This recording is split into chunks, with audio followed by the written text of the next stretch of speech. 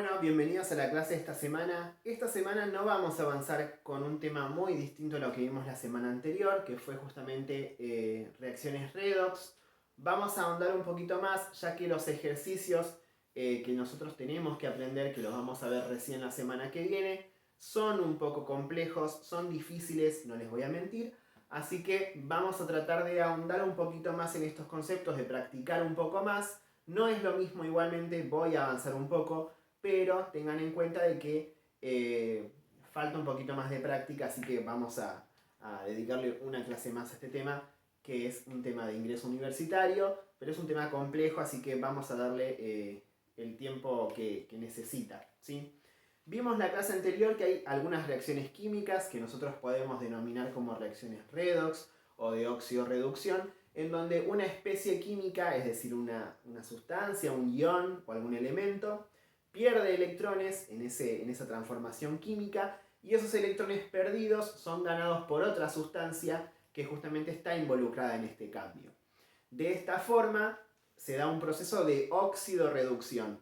¿Por qué se llama así este proceso? Porque un elemento que se oxida es aquel que pierde electrones y el elemento que se reduce es aquel que los gana. Entonces, siempre que haya una oxidación de un elemento, va a haber una reducción acompañada, porque esos electrones que se pierden de un lugar tienen que ser ganados en otro. Entonces, justamente, este proceso se llama de óxido-reducción, o también se le puede decir proceso redox.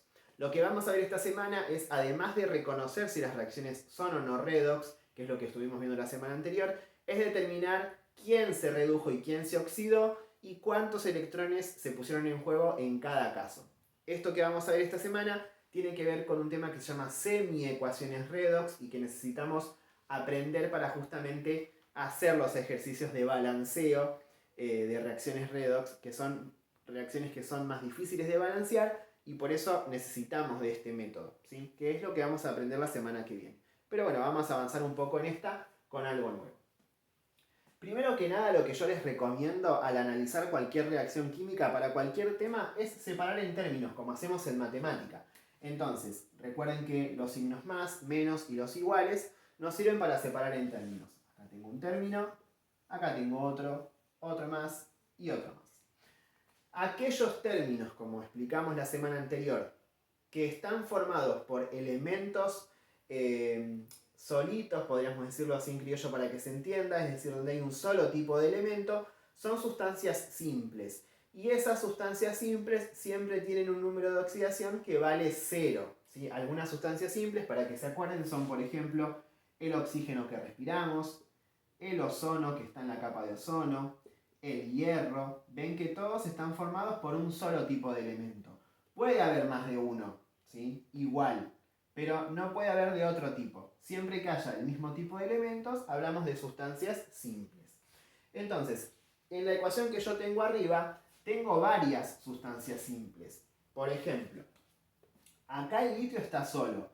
Es una sustancia simple, por ende su número de oxidación vale 0. Acá el zinc está solo, por ende podemos decir que es una sustancia simple y que su número de oxidación vale 0 también. Ahora, si nosotros analizamos, ¿sí? Los demás elementos, nos vamos a encontrar con que es más difícil darnos cuenta cuáles son los estados de oxidación. Y para eso yo les dejé en la clase anterior, igual lo vuelvo a mandar esta semana, una tabla en donde yo puedo ver los estados de oxidación más frecuentes de cada elemento. Si ustedes buscan a estos elementos van a ver que, por ejemplo, para el cloro yo puedo tener que los números son 1 positivo, 3, 5, 7 o menos 1. Para el zinc puede ser que el valor sea más 2. Y para el litio, como está en el grupo 1, todos los elementos del grupo 1 pueden tomar el número de oxidación 1 positivo, siempre y cuando se unan a otra cosa. Porque fíjense que acá el litio vale 0. ¿Pero por qué? Porque no está unido a nada, por eso vale 0. Zinc vale 0, y acá me dice que puede valer más 2. Pero este más 2 lo va a presentar cuando esté unido a otra cosa. Acá como está solo y es una sustancia simple, vale 0. Acá el zinc y el cloro están unidos, por ende sus estados de oxidación no pueden valer 0, lo mismo que pasa acá. Acá, ¿cómo defino cuál es el número de oxidación de cada uno? Y en este caso zinc tiene uno solo, o sea que acá va a ir un 2 positivo, ¿sí? Y acá arriba del cloro yo tengo que poner un número que multiplicado por este 2, ¿sí?, me ayude a que esta cuenta me dé 0. Lo voy a hacer acá abajo para que sea un poco más claro. Pongo un recuadro acá, un recuadro acá. Acá dijimos que hay un más 2. ¿Sí? Acá abajo, como no hay nada, hay un 1. Entonces digo 1 por más 2, 2.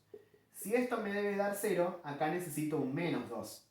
Y si acá tengo un 2, me pregunto, 2 por qué número me da menos 2. Obviamente es menos 1. Y es el único número negativo que tiene el cloro, ¿sí? O sea que el cloro acá usó el menos 1. ¿Sí? Bien. Un análisis parecido voy a hacer para esta otra molécula que está ahí, que está formada por litio y por cloro. Litio, el único número que puedo utilizar es el número 1 positivo. Como acá hay un 1 y acá hay un 1, obviamente para que me dé 0, esto tiene que ser menos 1. ¿Sí? O sea que acá litio tiene un más 1 y cloro tiene un menos 1. Y acá yo me pregunto, ¿es una reacción redox? Y sí, obviamente que sí lo es. ¿Por qué? Porque los números de oxidación cambiaron. Zinc tenía un más 2 y después tiene un 0. ¿Sí? Y litio tenía un 0 y después tiene un 1 positivo. Como cambiaron los números de oxidación, estoy frente a una ecuación redox. Lo que yo tengo que escribir ahora en la parte inferior es quién sufrió la oxidación y quién sufrió la reducción. ¿Sí? Entonces digo, bueno, a ver, litio tenía 0 y después al final tiene un 1 positivo. Y fíjense que este elemento aumentó su número de oxidación. En este caso vamos a decir que este elemento se oxidó, ¿sí?, o que sufrió oxidación. Como sufrió oxidación, siempre que un elemento se oxida, lo que estoy diciendo en realidad es que perdió electrones, se volvió más positivo. Si pasó de 0 a 1 positivo, la cantidad de electrones que perdió es justamente de un electrón. Como perdió un electrón, quedó cargado con un 1 positivo. ¿Sí? En el caso del zinc, tenía al principio un 2 positivo y después quedó en 0. Como su número de oxidación bajó, se volvió menor, decimos que este sufrió la reducción. Y siempre que un elemento se reduce, lo que significa químicamente es que ganó electrones. Fíjense entonces que si ganó electrones, los tuvo que haber ganado acá, al principio.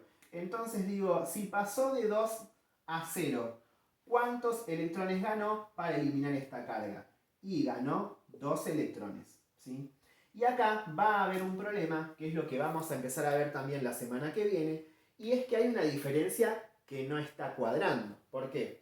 Porque si yo estoy diciendo que el litio se oxidó y que perdió un electrón, ese electrón fue ganado por zinc, que se redujo. Pero ¿cuántos electrones ganó zinc? Ganó 2. Entonces acá hay un ajuste que todavía no vamos a hacer, pero que si ustedes más adelante van a tener que aprender para que justamente la cantidad de electrones que pierde un elemento sea la cantidad de electrones que gana el otro. Entonces, en esta ecuación podemos decir que hay una reacción redox, los números cambian, que el litio se oxidó perdiendo un electrón, ¿sí?, porque su número aumentó, y que zinc se redujo, sufrió reducción, debido a que su número bajó, ¿sí?, y bajó en 2 unidades, por ende lo que ganó son 2 electrones. ¿Sí?